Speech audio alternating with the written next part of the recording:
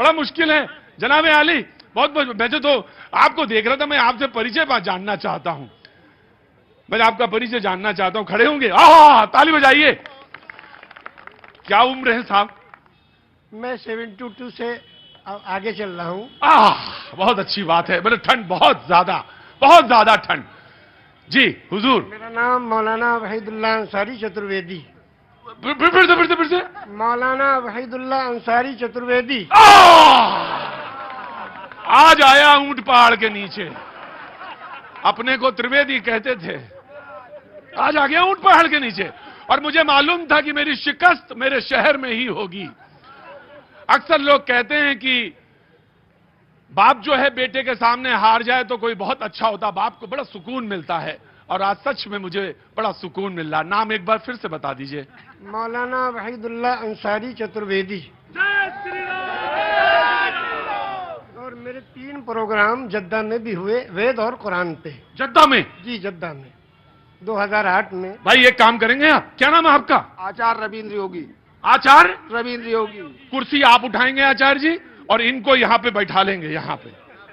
वाह क्या बात है। आचार्य जी आप लाइए कुर्सी, और आचार्य जी बिछाइए कुर्सी, और जनाब नीचे करिए, रस्सी सब नीचे कर दीजिए। अरे पकड़ा ना, लखनऊ के नहीं हो लग रहा है। आइए जनाब, अब आप यहां लाइए। वाह जनाब, तो चतुर्वेदी क्यों रखा आपने नाम? हाँ, ये इसकी एक, मैंने 20 साल तक पवित्र कुरान का और वेदों का ग्रहण किया। तो क्या निकला उससे? 4 वेदों में ऋग्वेद, सामवेद, अथर्ववेद, यजुर्वेद, 18 पुराणों को पढ़ा। श्री विष्णु पुराण, शिव पुराण, पद्म पुराण, स्कंद पुराण, गरुड़ पुराण, वायु पुराण, सूर्य पुराण, अग्नि पुराण, ब्रह्म वैवर्त पुराण, लिंग पुराण, वामन पुराण, उत्तरभूषण पुराण, काकभूषुंड पुराण, हरिवंश पुराण, देवी भगवत पुराण, भाष पुराण, भविष्य पुराण, मत्स्य पुराण, कल की पुराण। मैंने कहा की पुराण जो है वो सबसे आखिरी पुराण है। भविष्य पुराण नहीं, कल की पुराण। कल के पुराण। अच्छा, जी, जो कल की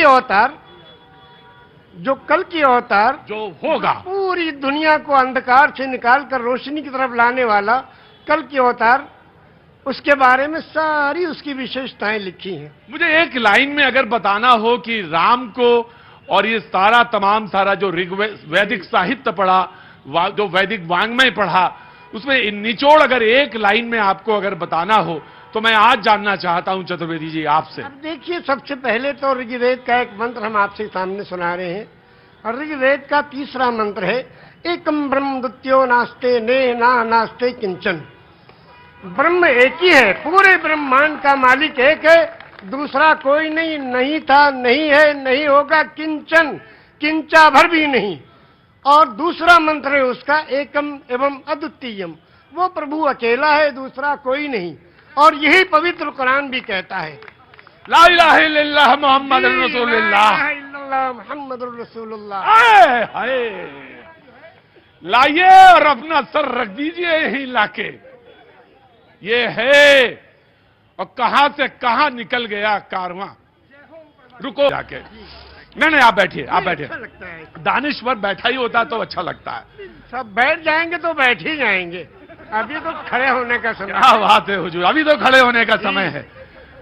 अब एक चीज मैं सिर्फ निवेदन करना चाहता हूं कि पवित्र कुरान में जो सबसे पहला चैप्टर है सूरह फातिहा जी, वेदों में भी इसी का बिल्कुल बराबर पैरेलल में 7 श्लोक है, मैं उसको सुनाना चाहता हूं। बिल्कुल, मैं सुनना भी चाहूंगा आपसे।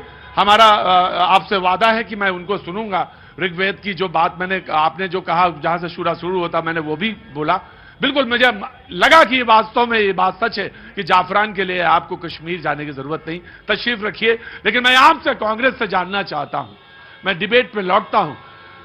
राहुल गांधी ने कहा कि ये प्रोग्राम जो है आरएसएस और बीजेपी का है, उनकी यात्रा, न्याय यात्रा शुरू है। एक यात्रा चल रही है मणिपुर से कांग्रेस की।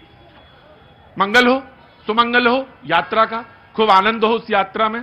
और यही हमारी रीत और रिवाज रहा है, जब कोई यात्रा करे तो उसको बहुत सारी मंगल कामनाएं देनी चाहिए। लेकिन मैं आपसे एक सवाल पूछना चाहता हूं, इसमें कहां कौन सी ऐसी बू आपको लग गई जो आपको आरएसएस और बीजेपी की ये प्रोग्राम लगने लगा? मैं ये जानना चाहता हूं।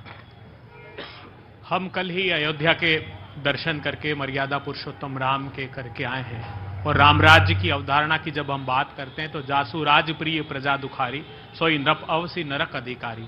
जिस राजा के राज में प्रजा को दुख भोगना पड़े वो नरक का अधिकारी होता है। मर्यादा पुरुषोत्तम राम के प्रशस्त मार्ग पर राहुल गांधी जी चल रहे हैं और भारत के नागरिकों के न्याय के लिए मणिपुर से मुंबई तक का सफर वो करने वाले हैं। हमने मणिपुर से मुंबई तक का सफर करने का मानस इसलिए बनाया कि जो भारत विभिन्न भाषा, भूषा, भेषज, धर्म, संस्कृति, संस्कारों का देश है, उसके खिलाफ भारतीय जनता पार्टी की सरकार ने अन्याय किया है बीते 10 वर्षों से। पहले भारत जोड़ो यात्रा, अब भारत जोड़ो न्याय यात्रा निकालना। लेकिन मैं जानना चाहता हूं, सवाल फिर से मैं दोहराना चाहता हूं कि आपको इसमें कहां से लग रहा है कि ये जो कार्यक्रम हो रहा है वो बीजेपी और आरएसएस का प्रोग्राम है? ये तो राम का प्रोग्राम है, सबको चलना चाहिए, सबको जाना चाहिए। आपको कैसे लगा? मैं आ रहा हूं, पर आराम से।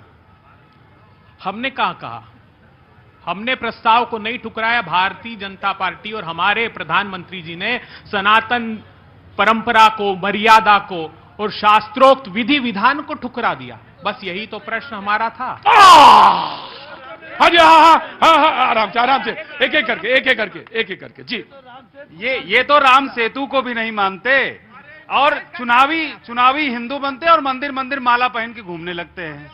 ये कैसे बताएंगे? हाँ जी, हाँ जी।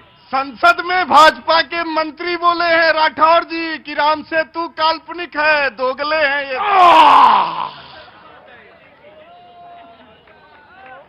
यहां प्रोग्राम करने आए थे, राममय होने आए थे।